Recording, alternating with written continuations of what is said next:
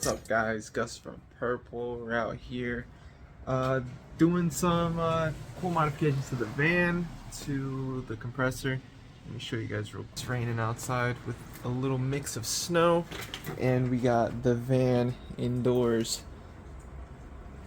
Oops, we got the van indoors. There it is. This is the beast. We got it inside, and we are doing something cool. Stay tuned. So I posted this on my Instagram and people went nuts. So in my van setup, people went crazy over this on Instagram, so I thought I'd make a instructional video. So this is a Pancake Fortress 175 6-gallon air compressor. Now with this, it does set to 175, so it holds a lot more air than normal. The only thing is, obviously, with any air tool, such as the Tornado or whatever the case, you run out of air. So my solution to this was to build this contraption here. Now, this is a 5-gallon from Harbor Freight as well. It's a portable air tank, and I have it routed in conjunction with this thing, so it holds 11 gallons together. Comes out to my hose reel, which I'll show you in a sec. So it runs back here. I have this hose reel with a quick connect here, as well as this, which I use to fill my IK Foam Pro 12. So it does have the air chuck, so as soon as I go and I connect it, this goes and fills it up, so I don't have to pump. So everything is on reels, you can see. And I'm gonna get into the air setup now. So it's starting to come down. It's real snow. Pretty crazy, pretty nuts. So, this is the setup, guys. This is what I have here. Now, standard Fortress, and this from Harbor Freight. Let me go over all the modifications that I've done so far. Okay, first modification that I did was to my Fortress. So, what happens with this, well, at least with me, I wanted to have this thing set up in my van where I don't have to actually take it out of the van to drain the water off on the side. So what that means for me is I created this contraption here. Now this I got from Harbor Freight as well. You buy a lead hose with one of these valve drains, and it has a ball bearing on the inside, or it's a ball valve I should say, closes each way, whatever, you can mount it, whatever. So that's the first modification I did, just to make my life easier. It sticks out of the side of the van when I open the side door, so I could just pull it out, boom, release, and etc. So that's the first thing. Now to move on to this thing. The next thing you want to kind of purchase is, I went with these. This is the Merlin brand. Right now you can get this coupler, or this fitting right here, for I think $1. So it's not expensive at all. So you buy one of these. I like to use this style here. Reason is because, look, one-handed operation. You can just come and connect your hose like this, and it clips in. Super easy to take out. It does that. It has a rubber on the inside, so you kind of have to remove it by hand. But to put it in, it just clips in, no problem. So this right here, this assembly will probably cost you around $2 to $3. I think this is more expensive, but $2 to $3. Make sure you guys buy Teflon tape to seal up the sides. So that's one of the first things. For this, you probably need 2 or 3. We'll get through it through the video, and I'll let you know at the end or down in the bottom. So yeah, as you can see, I bought a few. Now, another thing you need to do is buy a jumper hose. So right here, I bought a jumper hose. I think this is like 3 feet, probably $4 over at Harbor Freight, with a quick connect like I did here. So you want a male and female side, because then this is what's going to connect from here to here. Okay, so keep that in mind, and I'll show you how that works now. So like I said, this right here, this is optional with the ball valve over on the end. That's optional. You don't need to do it. So this is optional. I don't want to keep removing this, so I did that. So you go and you take this end that you made with the lead hose like I showed you. You take it, you plug it into one end, and that's pretty much your jumper. This is going to go into the tank up there. Ready? So what you really need to invest your time and effort to make is this contraption right here. So this, I'm going to go into depth right now and you guys see it. So now you got this tool here from Harbor Freight. You open the box, you took it out, you put it out here to work on. This is going to come, so this soldered piece right here comes with an attached piece which you can attach this onto. This is just because this is a portable tank. You're supposed to fill it, take it to the job site, take it to fill your tires, your bikes, your soccer balls, whatever the case. It comes with this so you can fill it. It comes with this little valve. This you're not going to need. It also is braided. Doesn't really withstand, I think, pressure. I'm not sure how much, but I'd rather not deal with it. So that you can hold it for a rainy day or for whatever the case. But what you want to focus is on here. So this fitting here is a 1/2 inch NPT or MIP. So I'll get into that in a bit. But so it's 1/2 inch. All the air components that you use for your compressor or everything like that is a 1/4 inch. So it's a 1/4 inch thread and everything like that. So this piece here you cannot get at Harbor Freight. You can get it at Home Depot and Lowe's. It costs $5 to $6 depending on the location that you go. Now this is a reducer. This end here is 1/2 inch, goes into 1/4 inch. The Home Depot I went to said they had 6 in stock. It ended up being all 6 stolen. So what I did was, I'm pretty inclined with plumbing, so I went to the plumbing section and I bought this piece here, which is supposed to be NPT, but I got it for MIP. It's the same thing. They're both brass. They'll both hold the pressure, etc. So you're okay with that.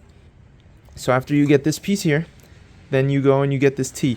This I bought at Harbor Freight. This T I bought at Harbor Freight. These connections, like I mentioned, I got over at Harbor Freight. They're a couple dollars. They work perfect.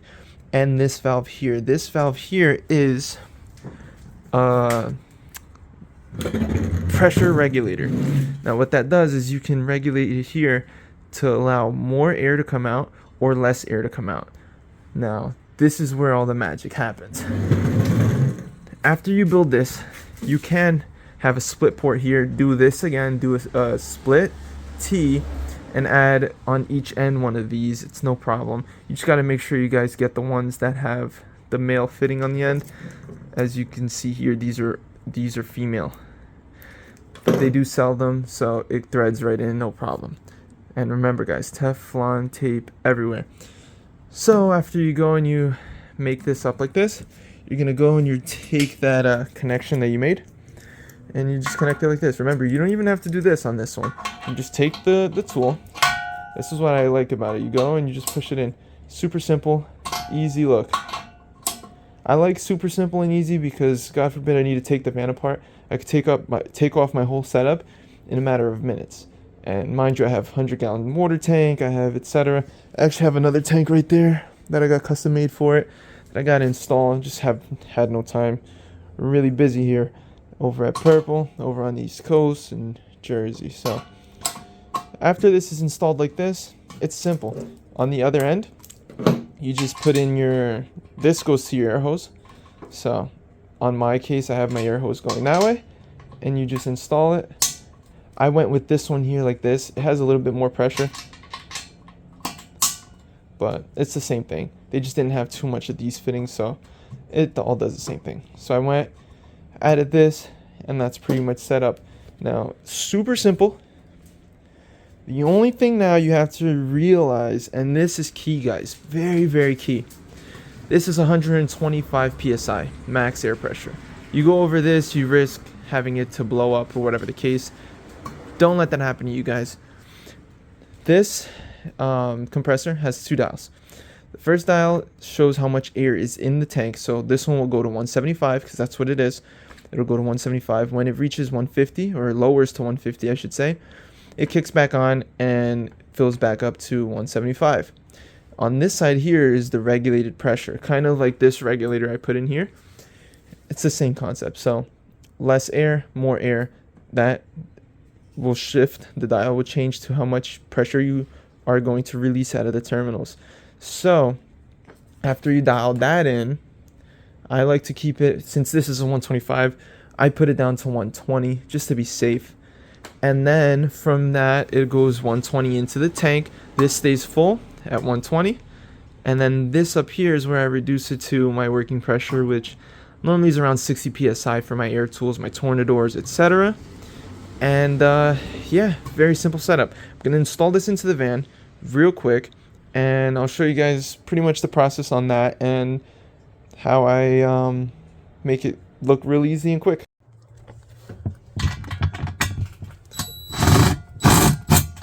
There it is. After that's in place and you make sure that it doesn't move. So I have my air compressor in, my tank's over there, it's nice and mounted, it's snug. Now I'm gonna go and I'm gonna take this line here.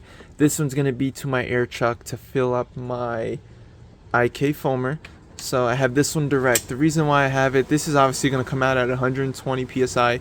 I wanna fill it quick, I wanna be on the job site and just click it, boom, it fills it instantly. When you have regulated pressure to about 60, the IK pops at about 60. So I like to keep it at the max.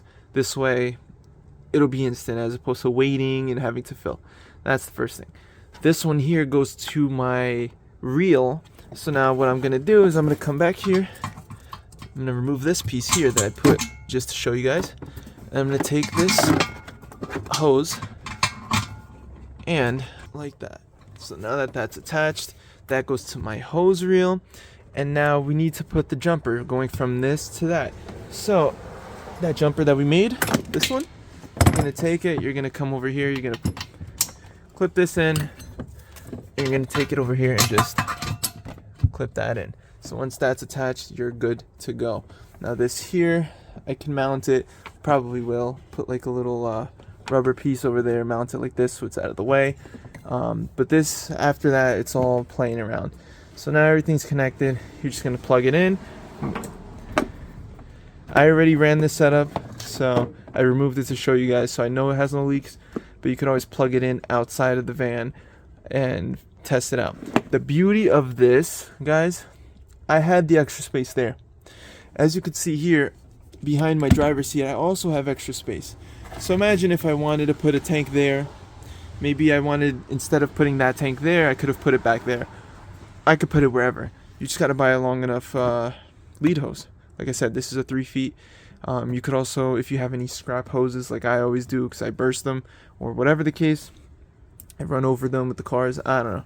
Anyways, you could always cut it, reuse it, whatever the case. It's not the end of the world as long as you have the fitting for it. So this is it.